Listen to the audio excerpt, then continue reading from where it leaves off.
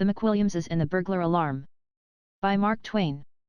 The conversation drifted smoothly and pleasantly along from weather to crops, from crops to literature, from literature to scandal, from scandal to religion, then took a random jump, and landed on the subject of burglar alarms. And now for the first time Mr. Mcwilliams showed feeling. Whenever I perceive this sign on this man's dial, I comprehend it, and lapse into silence, and give him opportunity to unload his heart. Said he, with but ill-controlled emotion. I do not go 1 single cent on burglar alarms, Mr. Twain, not a single cent, and I will tell you why. When we were finishing our house, we found we had a little cash left over, on account of the plumber not knowing it. I was for enlightening the heathen with it, for I was always unaccountably down on the heathen somehow, but Mrs. Mcwilliams said no, let's have a burglar alarm. I agreed to this compromise. I will explain that whenever I want a thing, and Mrs. Mcwilliams wants another thing, and we decide upon the thing that Mrs. Mcwilliams wants, as we always do, she calls that a compromise. Very well, the man came up from New York and put in the alarm, and charged $325 for it, and said we could sleep without uneasiness now. So we did for a while, say a month. Then one night we smelled smoke, and I was advised to get up and see what the matter was. I lit a candle, and started toward the stairs, and met a burglar coming out of a room with a basket of tinware, which he had mistaken for solid silver in the dark. He was smoking a pipe. I said, "My friend, we do not allow smoking in this room." He said he was a stranger, and could not be expected to know the rules of the house, said he had been in many houses just as good as this one, and it had never been objected to before. He added that as far as his experience went, such rules had never been considered to apply to burglars, anyway. I said, "Smoke along, then, if it is the custom, though I think that the conceding of a privilege to a burglar which is denied to a bishop is a conspicuous sign of the looseness of the times. But waiving all that, what business have you to be entering this house in this furtive and clandestine way, without ringing the burglar alarm?" He looked confused and ashamed, and said, with embarrassment, "I beg 1,000 pardons. I did not know you had a burglar alarm, else I would have rung it. I beg you will not mention it where my parents may hear of it, for they are old and feeble, and such a seemingly wanton breach of the hallowed conventionalities of our Christian civilization might all too rudely sunder the frail bridge which hangs darkling between the pale and evanescent present and the solemn great deeps of the eternities. May I trouble you for a match?" I said, "Your sentiments do you honor, but if you will allow me to say it, metaphor is not your best hold. Spare your thigh, this kind light only on the box, and seldom there, in fact, if my experience may be trusted. But to return to business, how did you get in here?" "Through a second-story window." "It was even so. I redeemed the tinware at pawnbrokers' rates, less cost of advertising, bade the burglar good night, closed the window after him, and retired to headquarters to report. Next morning we sent for the burglar alarm man, and he came up and explained that the reason the alarm did not go off was that no part of the house but the first floor was attached to the alarm. This was simply idiotic, one might as well have no armor on at all in battle as to have it only on his legs. The expert now put the whole second story on the alarm, charged $300 for it, and went his way. By and by, one night, I found a burglar in the third story, about to start down a ladder with a lot of miscellaneous property. My first impulse was to crack his head with a billiard cue, but my second was to refrain from this attention, because he was between me and the cue rack. The second impulse was plainly the soundest, so I refrained, and proceeded to compromise. I redeemed the property at former rates, after deducting 10 per cent for use of ladder, it being my ladder, and, next day we sent down for the expert once more, and had the third story attached to the alarm, for $300. By this time the annunciator had grown to formidable dimensions.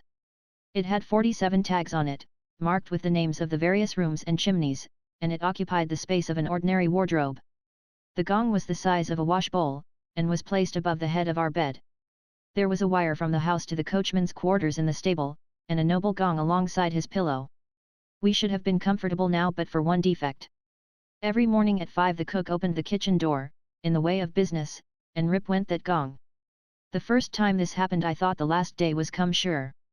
I didn't think it in bed, no, but out of it, for the first effect of that frightful gong is to hurl you across the house, and slam you against the wall, and then curl you up, and squirm you like a spider on a stove lid, till somebody shuts the kitchen door. In solid fact, there is no clamor that is even remotely comparable to the dire clamor which that gong makes.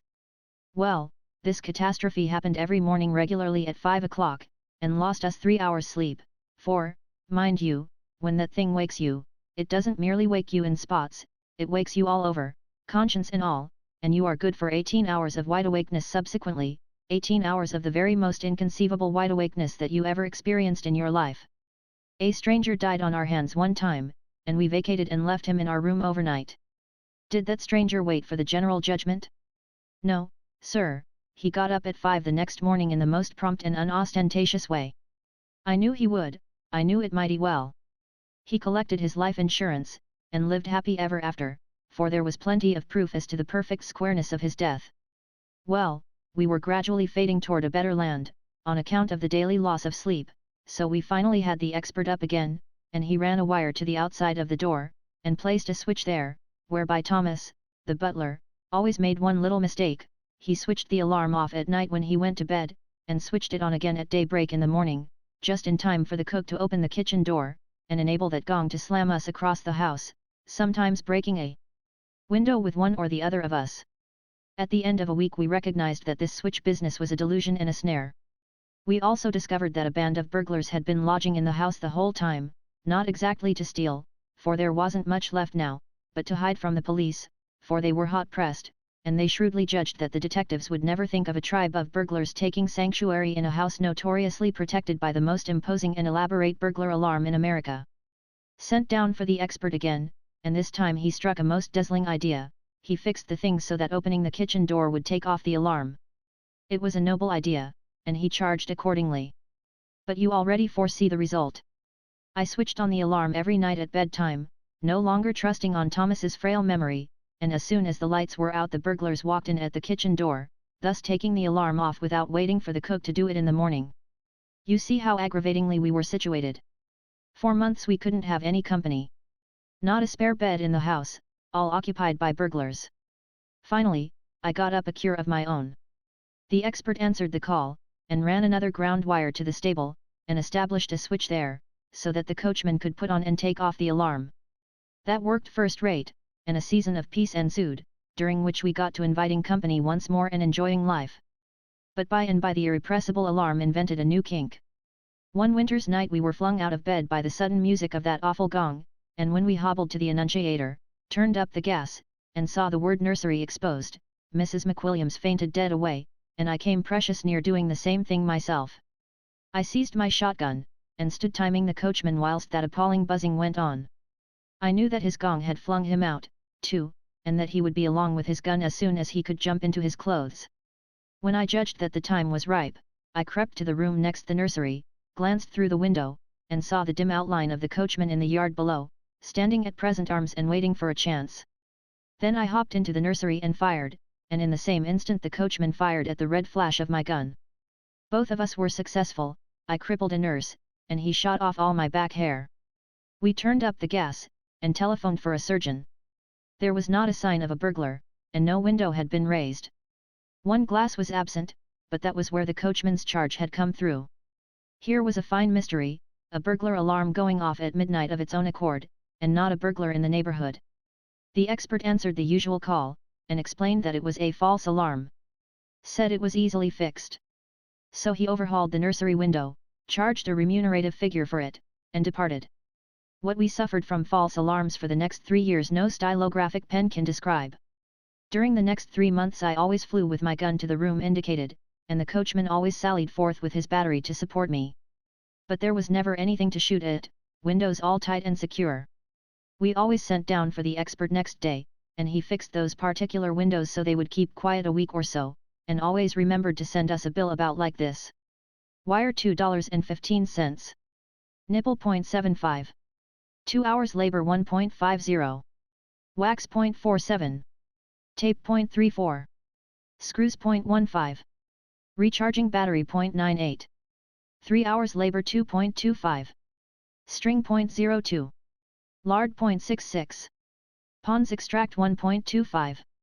Springs at 52.00. Railroad fares 7.25. 19.77.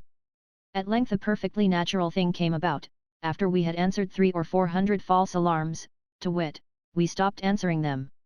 Yes, I simply rose up calmly, when slammed across the house by the alarm, calmly inspected the annunciator, took note of the room indicated, and then calmly disconnected that room from the alarm, and went back to bed as if nothing had happened.